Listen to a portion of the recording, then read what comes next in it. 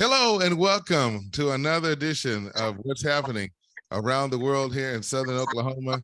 And I tell you what, we've been asking about this individual. Her name is Dr. Myrna Roberts, and she is with us today. And she is no stranger to the friend of Dr. Dorsine Littles, Dr. Spigner Littles. How you doing, Dr. Littles? Kind of flustered, but that's okay. I'll hang in there. Well, first of all, how did you and Myrna become friends? She doesn't remember. She couldn't remember that. No, I don't. But it's been years. Wow, I'll tell you how. Go ahead. Dr. Spigner Little taught intro to graduate studies. I'm on a Zoom call right now. So she was like the first teacher in my master's program that I ran into. For me? Yes. Who was this at? Oh my God. At OU, at University of Oklahoma. Yeah. Okay. And she was a Black teacher and Black female teacher. And I recognized her name from my family trees that I had huge family trees with thousands of people's names, but I recognized her name. And I said, I got your family tree. And I showed it to her. She said, oh, right here, she came from Africa, so she could trace her family lineage all the way to Africa. I met her in a graduate studies program. And she was well, I don't mean to offend you. I guess I'm so impressed with you, the work that you've been doing, that I should remember the first time we met. But I can understand why not. You've been to Japan, and we've been around the world and done many things. There's no reason for you to remember me. and I've had literally hundreds, if not thousands, of students. Right. During that time. Right. But I took particular note when people were from Carter County. So okay. I had a lot of students. Did you tell me you were from Carter County?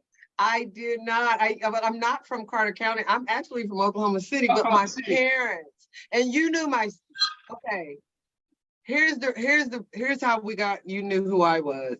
Is my sister Karen Jones was killed as a young woman, not even 20 years old, and your niece or someone you were raising knew Karen. And right.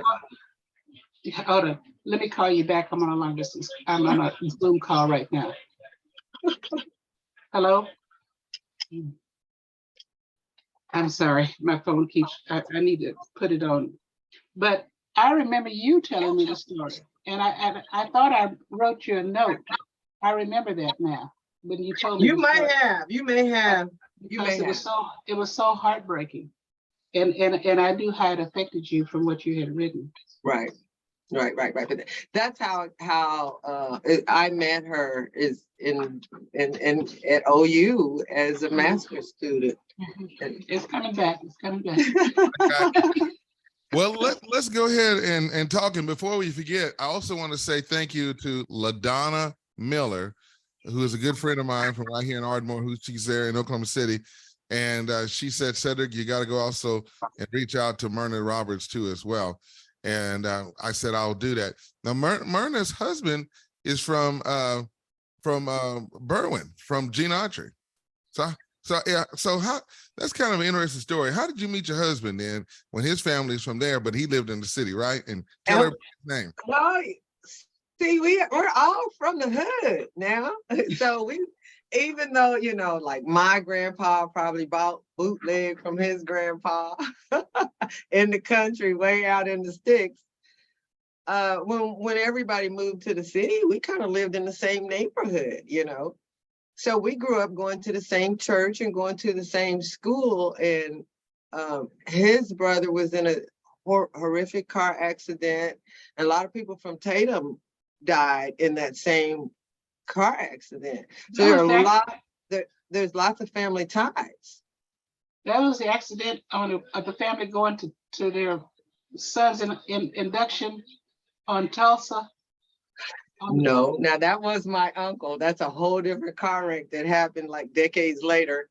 But I'm talking about in 1971, Emmett's brother was involved in a car accident that killed about 5 people in Tatum as well. So his brother died, and a lot of people in Tatum. And so there's lots and lots of family ties that date back probably 100 years. Wow. That there's no reason for us not to know each other, kind of. Gotcha. Well, let's go ahead and let's talk a little bit. If he's from Genostri or Berwyn, there's a Robertsville. Right. His folks are from Robertsville. Right. And his mom is a Brown from Milo. Oh, and okay. So they're from one side of the mountain, and my folks are from the other side. So my father has folks from Hennepin, which are part of the Chickasaw Freedmen. And my mom, all of my mom's folks are from Tatum. But my dad has part from Hennepin and part from Tatum, which to us nowadays, Hennepin is Tatum. I got you.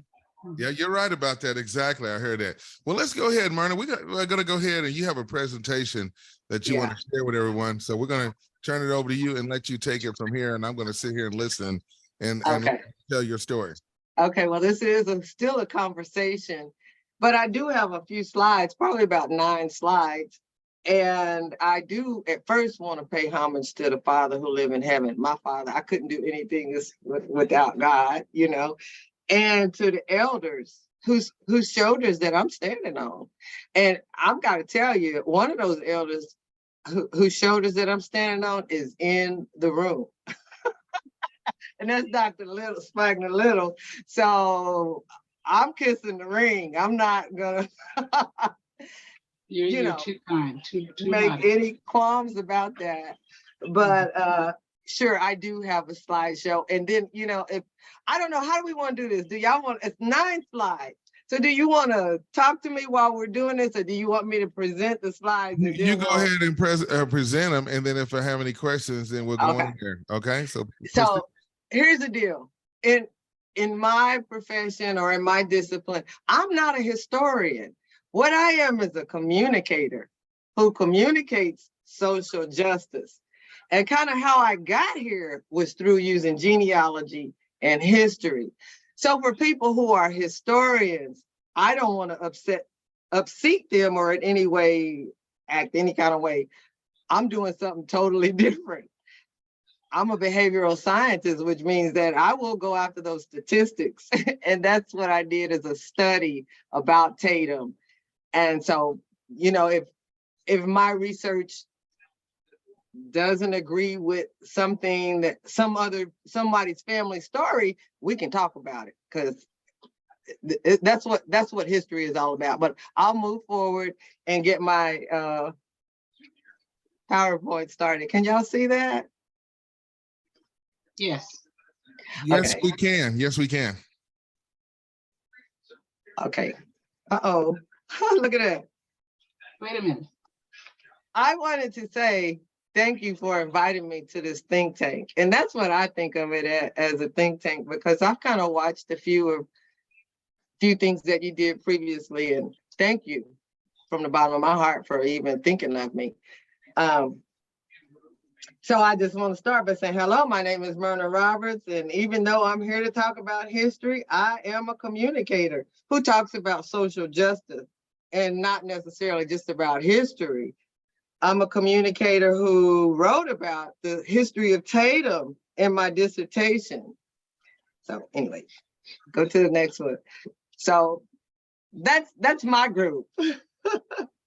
So for millions of African Americans, particularly those who can relate to this era, this group saw Roots, the movie, and wanted to reconnect with their history. Can you dance like that? Yeah, I was there.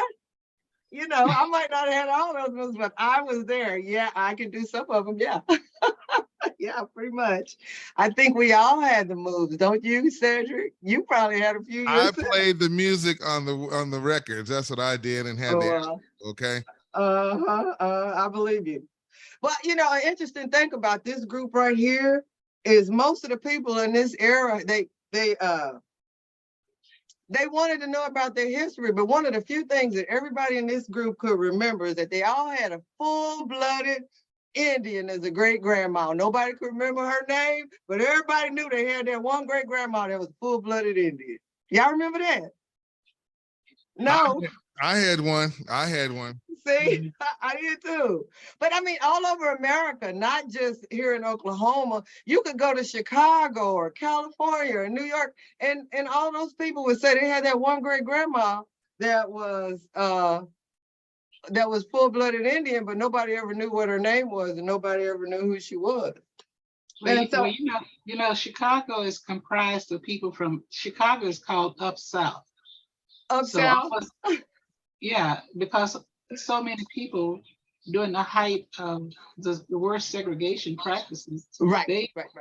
they stole away to Chicago. Right. So more than likely, they were Chickasaw, Choctaw, Cherokee, or because they had family from the South. Yes. And I stopped sharing my screen right here is because, you know, I just kind of have to say that I'm answering the so what question right here. Did I say that already? So yeah, I still gotta say, so what? Who cares? Who cares about a little bitty black town in Oklahoma? Who cares? I do. Okay, but why? I mean, and see, there's a greater audience, a huge audience that might need to care, and it's kind of my job to persuade them. I think that's why I came here today to say, okay, yeah, this is really important, you guys. To those people who are dancing, this is really important in California, Soul Train, you know, this is important to the whole world and not just us three or us four who are on this phone talking right on Zoom talking right now. So that's why I kind of wanted to say that eye to eye. This is way, way important to everybody and not just me and Dorsine. So I want to talk about that grandmother who might have been full-blooded Indian, but nobody knew who she was. There we go. Add to the fact that we were just raised differently from the generations before us. We were targeted by the makers of crack cocaine, targeted by PCP, and targeted by the police who came after us in full force. So we was too preoccupied to learn about history. Am I wrong? So I'm not wrong. I'm agreeing. Okay.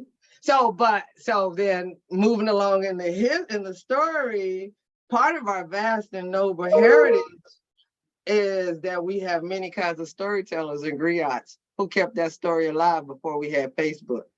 And those are some of the people that we need to start really honing in on. I'm not going to do it at this point because I'm still stuck in the so what. So, but we had school teachers and physicians and historians and Renaissance performers who kept our oral history alive. And some of those people began to write, like Dr. Spigner Littles. And they began to tell us about places like Tatum, not just for Oklahoma, but for the whole world. So what I want to try to do is connect the dots for the so what, because that's a heavy, heavy thing right there. And I kind of need to get my elevator speech together on the so what. So I hope that we'll contribute and talk about so what, who cares? So then I go to the next slide and I say here on this slide on the right, how to understand how we got here. With the red right there in the red, that's was the Union.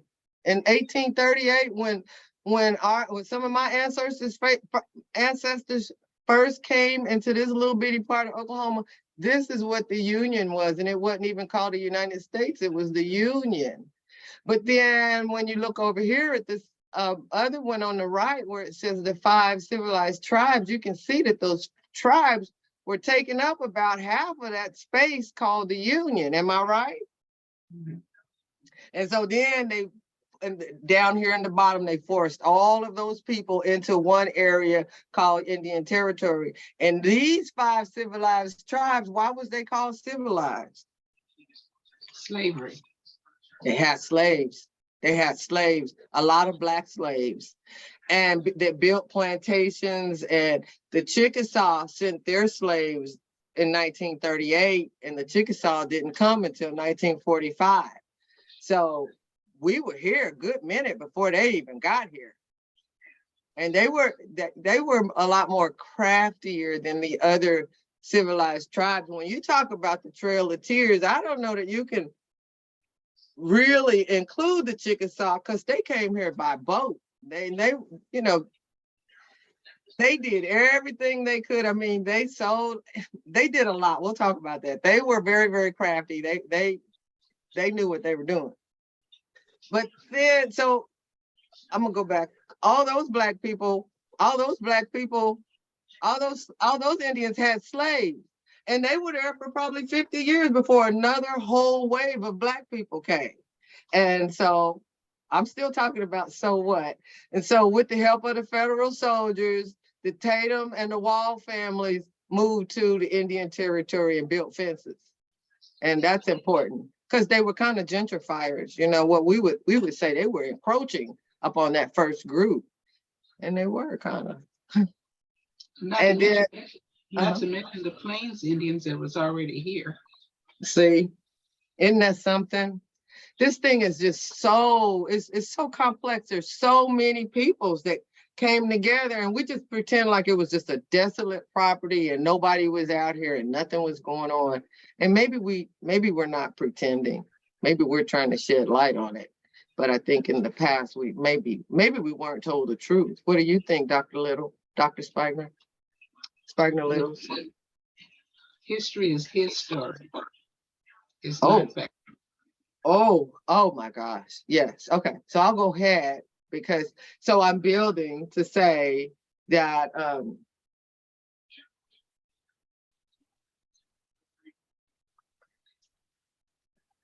because of the number of Blacks.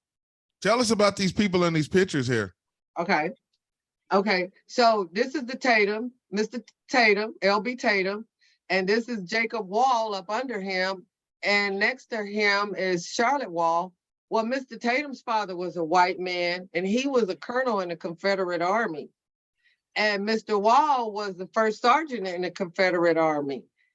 And they both set up and talked about how they had all these children who were of mixed heritage, and they whether the war was won or lost, they needed to find a place that was safe for their Black children.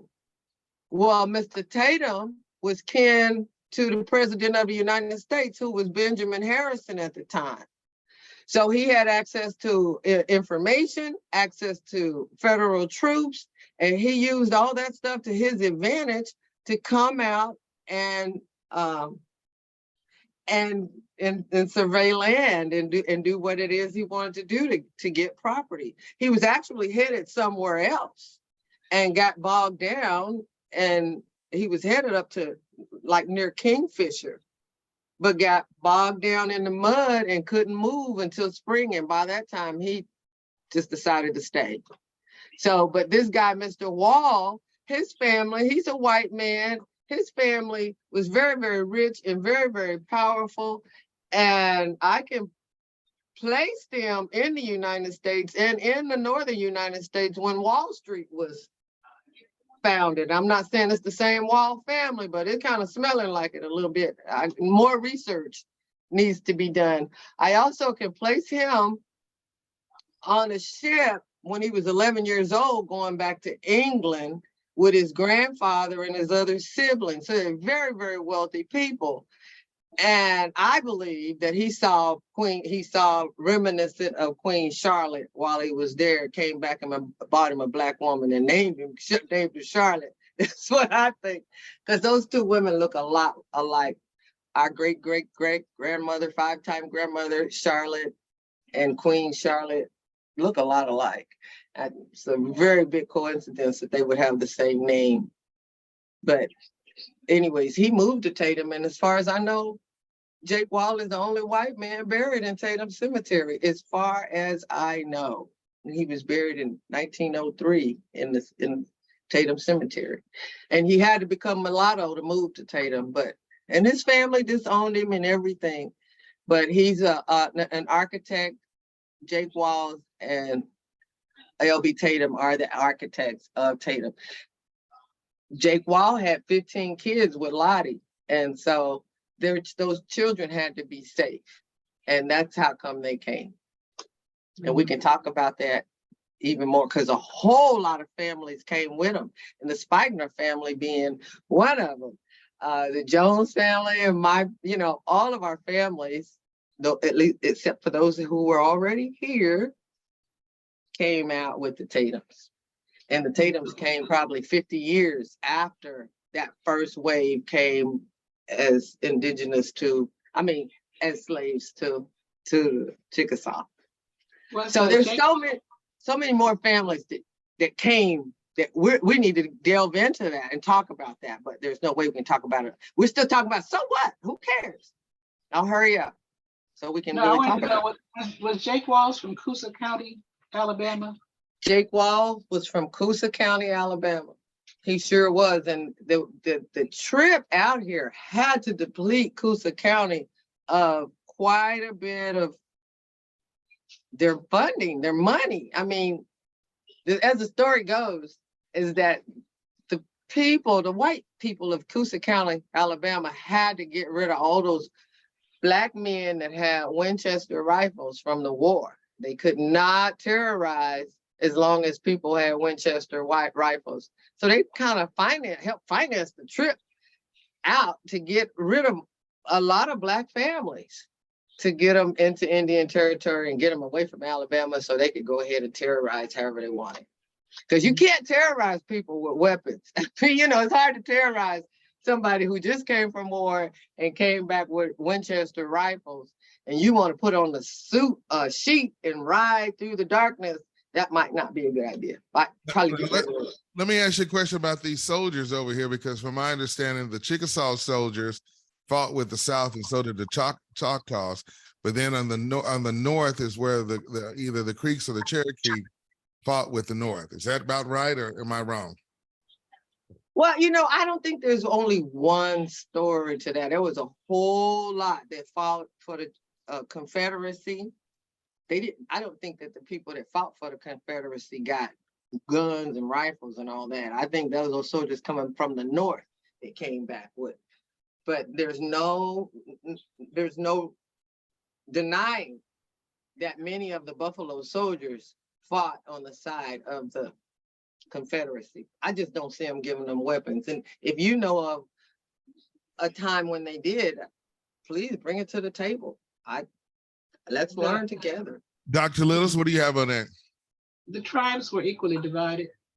Some what they weren't fighting for the South or the North. They were fighting, trying to pick the winner. And so they thought that whoever won the war would give them increased sovereignty, that they could remain intact in where they were located. And so their reasons was tribal rather than ideology. But they did. That's interesting. But they did have a sympathy for the South because they still want to keep their slaves. But they were really divided between some fought for the South and some fought for the North. I saw the name of Hooks. So tell me, because when I ride to Tatum's every Sunday to church, I see the name of Ada Hooks. So tell me about the Hooks family. Oh, well, the Hooks family is vast, and more than one branch came out from Alabama. But to go back, the way that I understand it is the Anthony Hooks came up on the Night Plantation in Coosa County, Alabama. And the minute that he found out that slavery was over, he lifted his head and he said, "I'm not a Knight, I'm a Hooks. I'm a Hooks."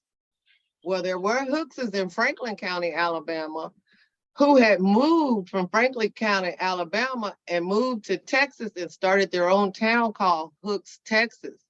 But they had moved probably 20 years before the end of the Civil War. So we're guessing that we are part of that Hooks family that moved to Hooks, Texas in the 1840s or whatever. But The Hookses were from Coosa County, Alabama, and Anthony Hooks had several sons, and all of them moved to Tatum, Oklahoma, except for one. Lawrence Hooks stayed in Alabama, and then his children moved up into the north, moved into Ohio and places like that.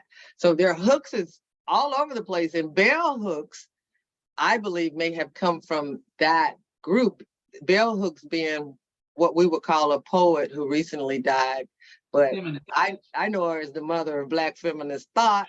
Mhm. but Mhm. but I have a great grandmother, a great aunt named Bell Hooks, the real Bell Hooks, and her, who we know as Bell Hooks, her grandmother, her great grandmother, the name was Bell Hooks, and there's no relation that we know of, but I think we're all related.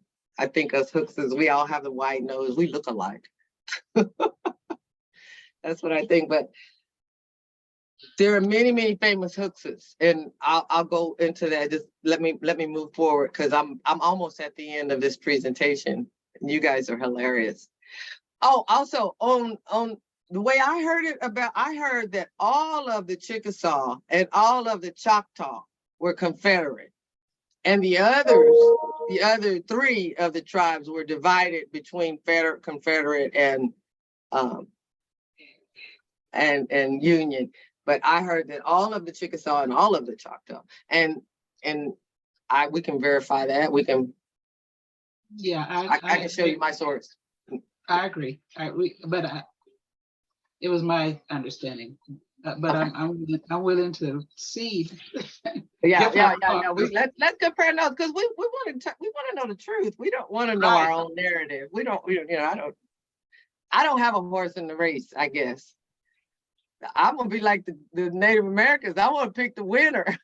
So right. That was their motivation. Mhm. So I go back to Annie Guest because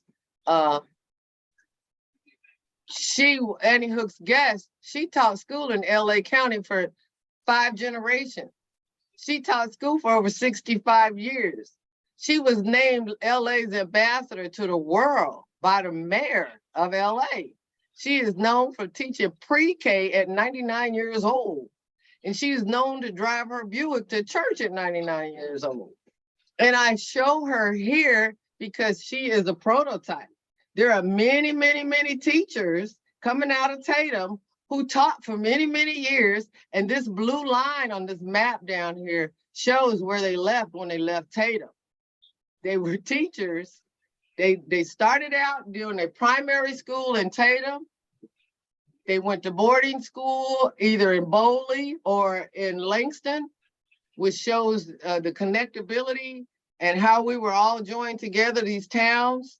Then they went on to college and got a certificate at Langston. And then all throughout the Western, from Chicago all the way, Berkeley, all the way, LA, all in New Mexico, Denver, all Phoenix. Say thank you. That's who the teachers were coming from Oklahoma. Say thank you or say ouch. So this blue line, and then the orange or the amber color of the map, that shows where the men of Tatum were. So the whole map, the men of Tatum were all over the world. They were being effective everywhere they went. So there's no place in the United States where they didn't have men from Tatum. I'm sure there were some places, but I'm just saying they went wherever they wanted to go. And they used a Freemasonry, and they were well connected. They use a church and their Freemasonry. They go wherever they want to go, and they were in the military and stuff. So they understood how to use that federal protection to go where they wanted to go. And so I'm using Annie Hooks Guest as the prototype to say there were many, many people like her. She taught the stars. So again, Annie Hooks Guest is the model for Black teachers across the U.S. She taught the stars in California, their children, their children's children, sometimes 5 generations in the same family. Now, they influenced the world as icons because they dancing, And behind the scenes is all kinds of things, doctors, lawyers, and even in Hollywood. And so I'm still trying to affect. So here I tried to answer the so what question about the importance of Tatum.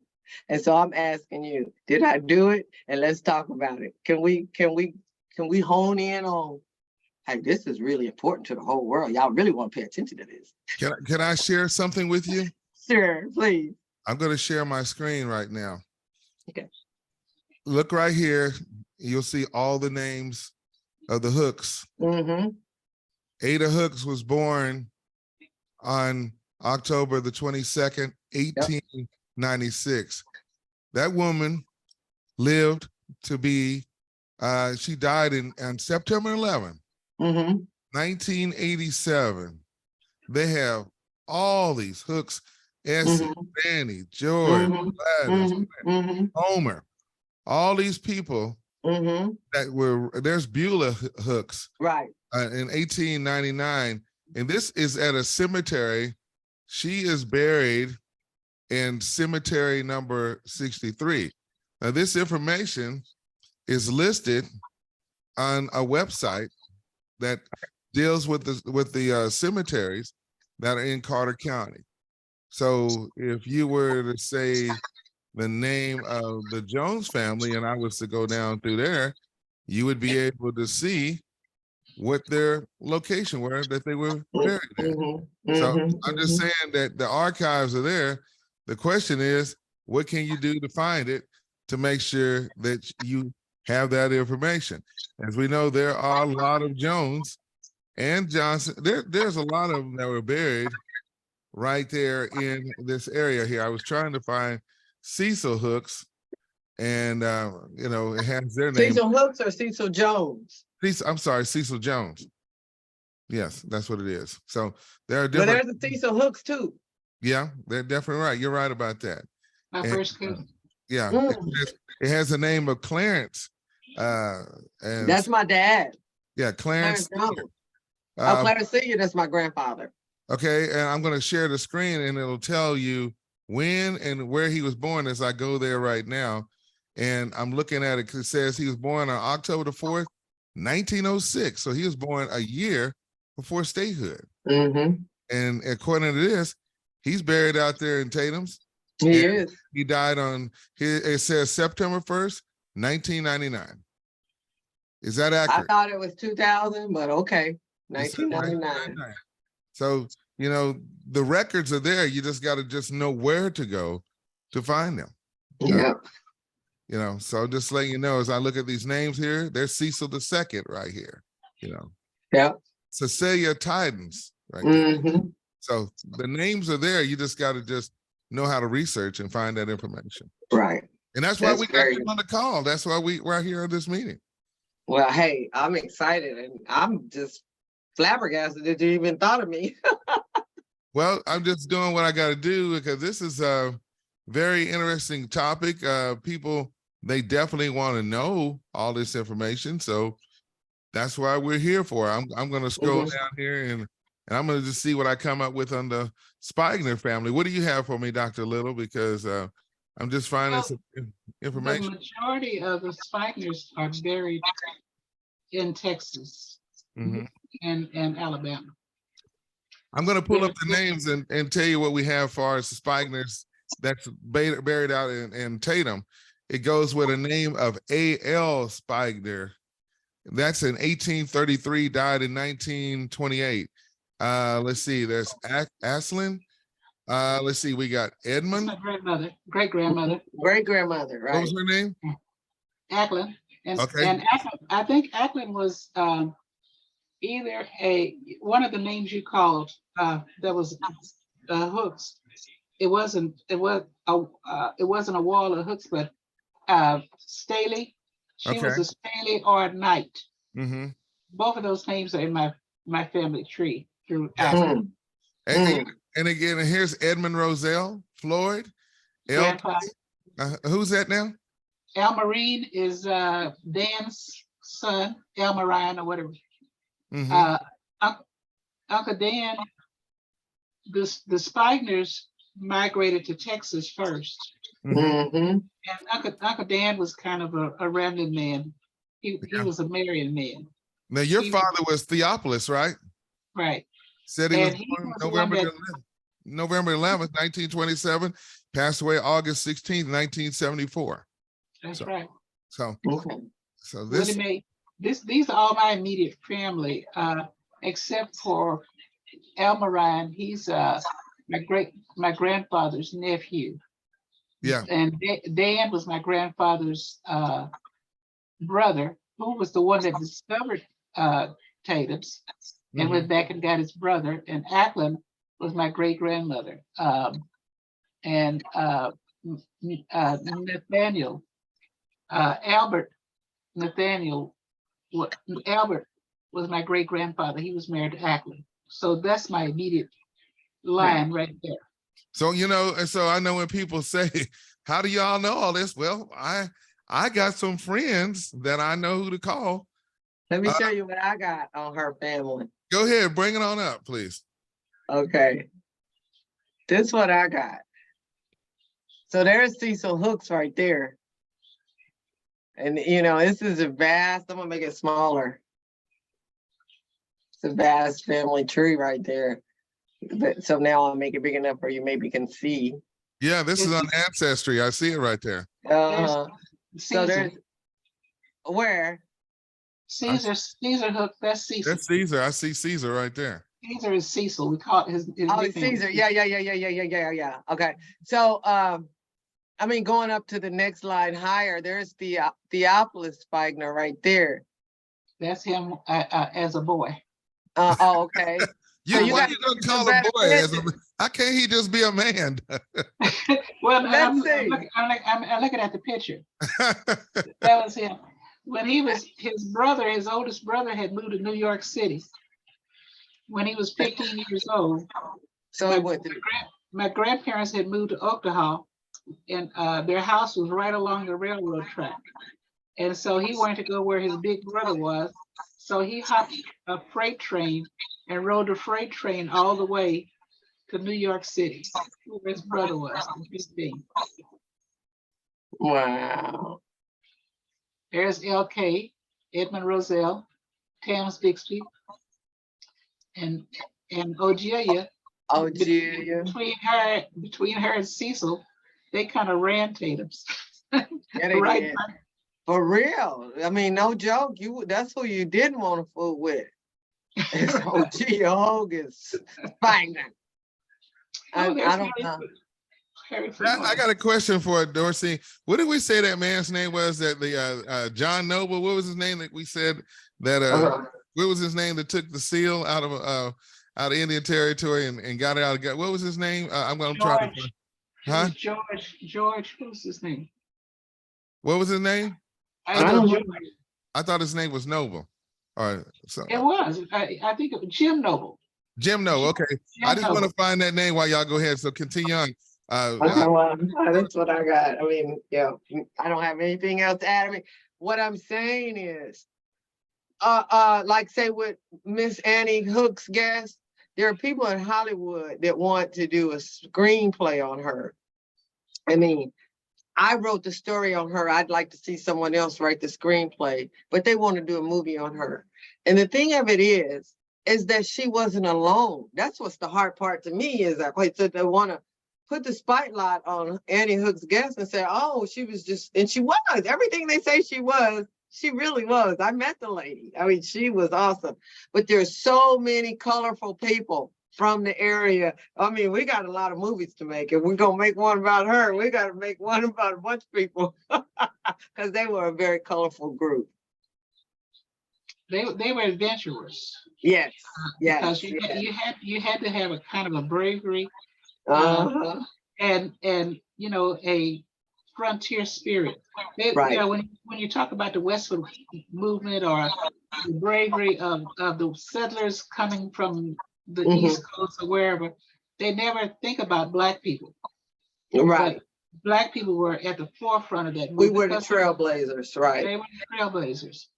You know. And you know, I can't wait till you start talking about the gender studies in the area, because the women were so phenomenal. Oh my God, they could ride, rope, shoot, all at the same time. They were Talk phenomenal. about your ancestor that went to the 101 ranch. Well, and her name was forbidden. Her name was forbidden to even be spoken, and her name was Myrtle Alexander, and she was one of the Alexanders from any penny pen. But she left her children with Miss Tatum. And I suspect those children, and the DNA is starting to show up. I suspect those children were his. And she left them and went to the 101 ranch up in Ponca City. And we don't know yet whether she was really a part of the show or what, because she was a madam. She was a madam, and she handled her business. And they say she carried a big old bowie knife and she would cut it. No, what they said, she'll cut a nigga with the quickness. But they referred to her as a wild Indian. They referred to that woman. She was a business owner and a madam, and they referred to her as a wild Indian. But she could ride and shoot. Maybe that's what it was. But, with the movement of the white settlement coming into the Oklahoma territories, women couldn't ride full stride. They had to ride side saddles against the law to come into town riding that horse, full stride. And so they brought high heel shoes and all kind of bobby pins and stuff that made women uncomfortable so that they look good for the white people. I mean, did I say that wrong? Fix it, Dr. Spigner Littles. They had to be present. Well, they had to be feminine.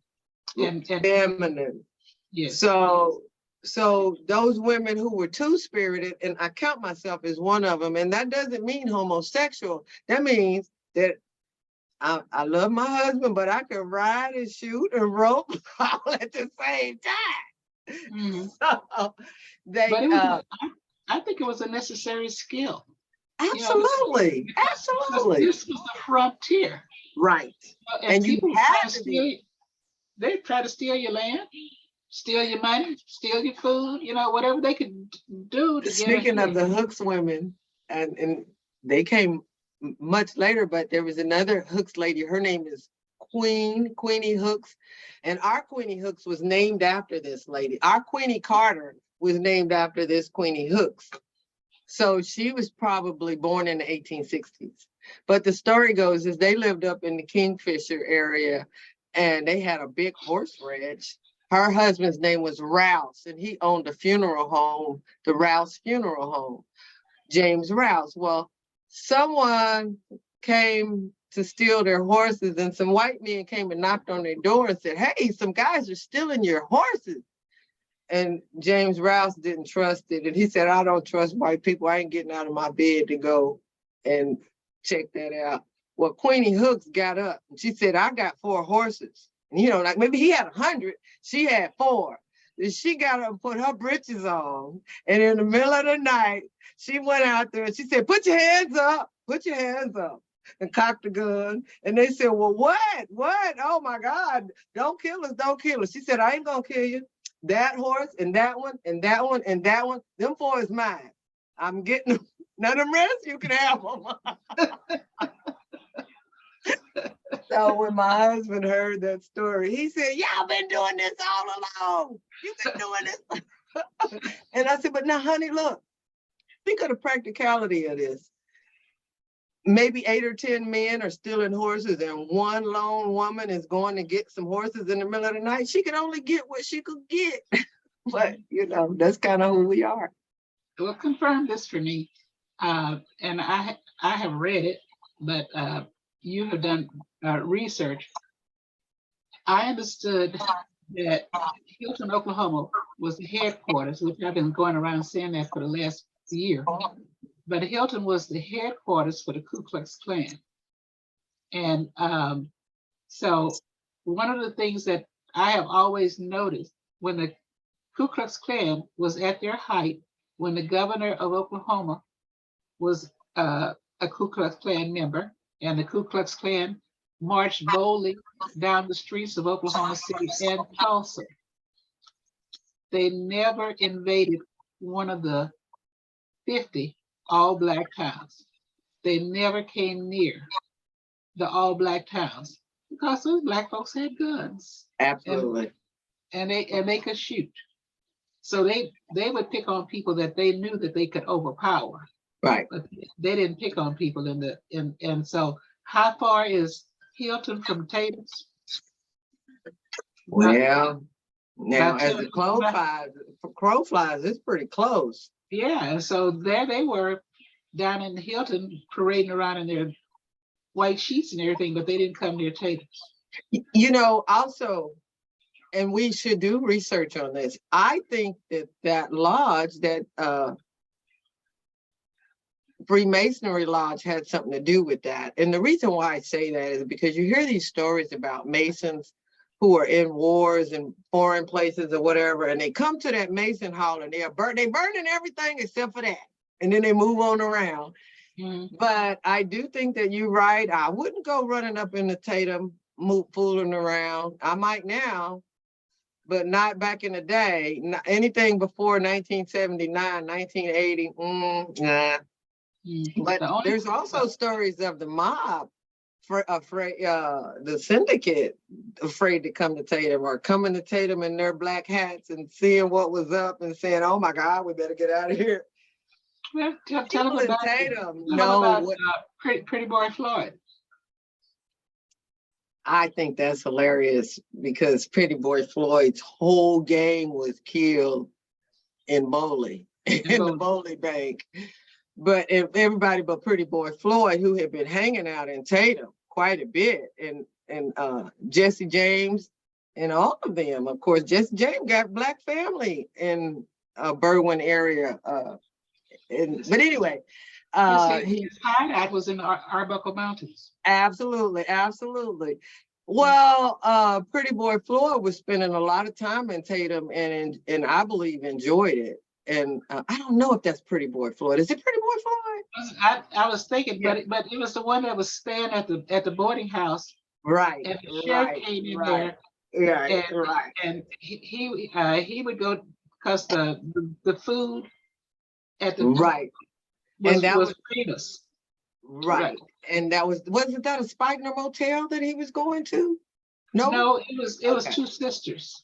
Yeah, I thought one of them was a Spigner. I'll relook at it. And next time we talk, I'll be sure and have my facts straight. But yeah, he hung out in Tatum quite a bit. And when his gang saw that bank in Bowley, they decided they were going to take over the bank in Bowley. He told them, "Don't do it, don't do it, don't do it." And they was like, "Nah, we doing this." And they did it, and everybody in their bank died. Everybody. Everybody in their bank died. The sheriff, they killed the sheriff and several townspeople. They did. All of them got wiped out. Mm-hmm. But they did not rob that bank. They did not. They got wiped out, and so everybody got killed. But the Bowley bank system had an alarm that brought on all of the men folk for sure. And they all had guns. Right. That's exactly what happened. So I think that people from Tatum, one of the things that we do well is we can brush elbows with dangerous people real good. And then it's okay, as long as you're dangerous right there, because I'm dangerous right here. It's kind of, it's that, as long as you be cool with me, I'm going to be cool with you kind of spirit. And I noticed that all up and down the Wild Horse Creek. I mean, it's just undeniable. Mm-hmm. And the only people that robbed Tatums was the oil companies. And we're gonna do something about that. I'm right there with you. We're gonna do something about that. But one of the things about gentrification, and that's the way that I see it, is survival of the fittest. And if you don't develop your property, if you have property, especially African American people who have old home front property where our grandparents and great grandparents own that land, and that land's been in our family for over 100 years, it's time to develop that property, because it's somebody that's got their eye on our property. It's right in the crosshairs, and they use what is called common cause. Well, I'm not- I can use common cause and say you need to be in slavery. You right there. For the good of all of us, I'm gonna take you out of Africa and bring you over here for the common cause. I'm gonna take your property for the common cause. I'm gonna bring urban renewal through here for the common cause. We're gonna have manifest destiny. So for the common cause, I'm gonna say y'all develop y'all property. Because as long as you got a plan to develop it and you developing it, they can't come and take it from you to develop it. Well, the Chinese, and I'm not being xenophobic. I know. I But know. they are trying to buy a property left and right. They don't care where it is. They And don't so care. I've had so many offers of some. Me too. Every day. And on the phone and in the mail, however they can get to you. They haven't started on Facebook, praise God.